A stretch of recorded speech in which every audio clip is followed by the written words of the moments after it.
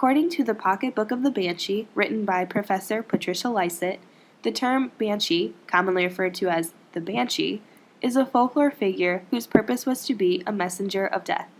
The term Banshee has been used since before the mid-17th century, with some possible references recorded even in the mid-8th century.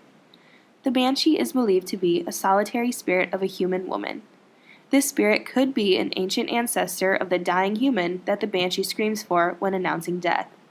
In the book The Concept of the Goddess, composed by Sandra Billington and Miranda Green, a section written by Patricia Lysett further explains that the Banshee may have developed from the pagan goddess of land, sovereignty, and war.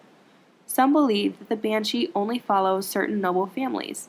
This could very well have stemmed from another belief that the pagan goddess of sovereignty fertilized the land and wanted to keep the land in the hands of the true Irish. So the Banshee, supposedly, followed those noble families, especially families with surnames beginning with O or Mac, as highlighted in this Latin couplet from the Pocketbook of the Banshee. By Mac and O you'll always know, true Irishmen, they say, but if they lack both O and Mac, no Irishmen are they. As a messenger of death, the Banshee's purpose was to alert family about an upcoming death by screaming a sorrowful wail. Allegedly, the dying person never heard the wail of the Banshee. Rather, the family and or community members supposedly heard the screams so as to prepare for the funeral services. As further detailed in the Pocketbook of the Banshee, Patricia Lysett wrote about how community members relied heavily on one another in the pre-industrial era of Ireland due to the distance between families in rural areas. So when a person died, the entire community would come together for the wake, the funeral, and the burial. Although the Banshee's screams could invoke fear, her announcement of death could actually have brought psychological benefits to those who would mourn the soon-to-be dead. The family could have peace of mind knowing that death was natural and inevitable, and that if the person was suffering from a long-term illness or in pain, death will release the person from his or her suffering.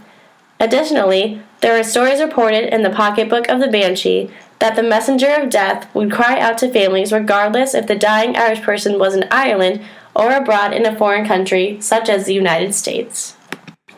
The Banshee screams were typically reported to have occurred at the hours of midnight, dawn, or dusk. These hours are neither day nor night and are believed to be associated with the supernatural. Also, a Banshee has been said to scream 3 long, loud cries. According to popular belief, as demonstrated in the Pocketbook of the Banshee's human counterpart is a keening woman. If by working together, the Banshee was to announce the death of a person through screams, and the keening woman was to help the dead person move on to the afterlife, also through screams and sorrowful wails. Although people have differing opinions on the Banshee's appearance, children in County Waterford reported the Banshee to be a tall, beautiful woman with long blonde hair. However, the Banshee has been more typically thought of as being a small elderly woman with long flowing hair and wearing a hooded cloak. Her skin was believed to be pale so that she could be visible at night. Also, in the Pocketbook of the Banshee, Patricia Lysett mentions that the Banshee allegedly walked barefoot. Several stories of Banshee sightings have mentioned that the Banshee can be spotted as a washerwoman near a body of water. She has also appeared to be combing her hair with a comb made from human bone. The comb is noted to be of significant importance and value to the Banshee.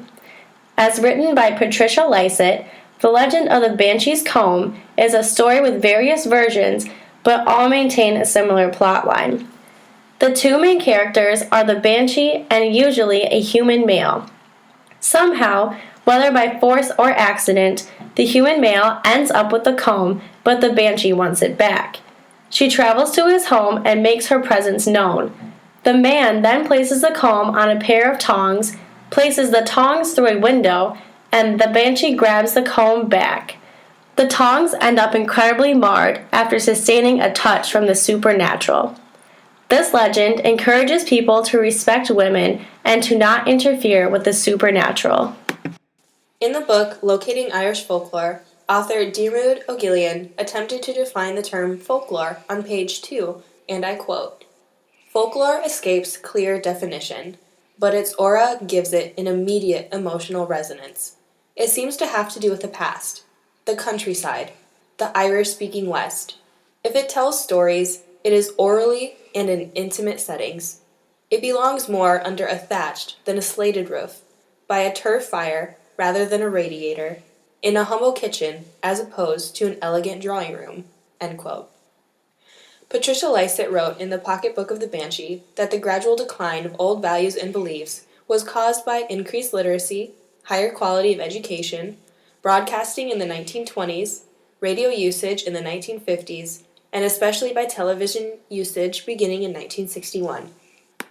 The rural lifestyle also began to decline as the urban lifestyle and technology usage increased. As more people depended on the radio and television for news and entertainment, less people relied on storytelling as a means of entertaining one another. Now in 2017, there are various entertainment venues that include the Banshee as a supernatural character in the cast. However, the Banshee's character usually has more talents and an embellished appearance in order to entertain viewers. For example, the television show Teen Wolf depicts its version of a Banshee as character Lydia Martin, a human teenager who develops the powers of a Banshee. Not only is Lydia young and attractive, but she can also wield her scream as a weapon against other supernatural foes. Whereas in Irish folklore, the Banshee is a supernatural being resembling an older woman that only screams to announce an impending death. Although no factual, scientific-based evidence has been brought forth to prove the existence of banshees, the recollections and stories about banshees throughout Ireland's history is certainly remarkable. Whether or not you choose to believe is entirely up to you. When asked if anyone in Ireland still believes in fairy folklore and of the Banshee on March 1, 2017, during a lecture at the University of Limerick, Mr. Eddie Linehan, an expert storyteller of Irish folklore, replied, "Oh yes, many still believe." Hi, I'm Taylor Schoenfelder, And I'm Libby Halma. and we hope you enjoyed our video on the Banshees today. When creating this video, it took a lot of organization on both of our parts. We both searched for scholarly resources to use, and then once we found enough sources, we had to piece together enough information in such a way that it would flow smoothly in our video. So that took a lot of organizational skills on both of our parts. After creating the outline and writing the script, Libby looked for images, and then we recorded the video on her laptop. All right. And when making this video, we did encounter a few challenges. First of all, when we originally thought of our idea for this video, we wanted to do more of a comparison between banshees and how they're portrayed in media today and how they were portrayed like way back when in Irish folklore. But we realized that there were no scholarly sources to like talk about on banshees today. So we had to scrap that idea and come up with something else.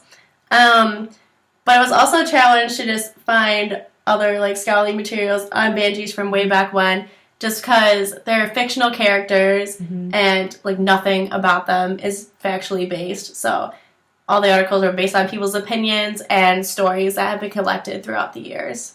Right.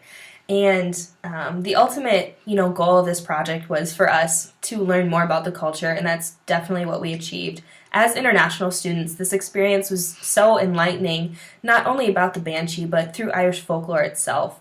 And I definitely believe that Irish folklore should be continued to taught to younger generations here in Ireland, because it's such an important and integral part of the culture and belief system here that it would just be such a terrible a waste if it were to be forgotten. Anyway, but we both enjoyed this project, we enjoyed working together, and we hope you enjoyed our video and learned something about the Banshee as well. Yeah. Thanks for watching!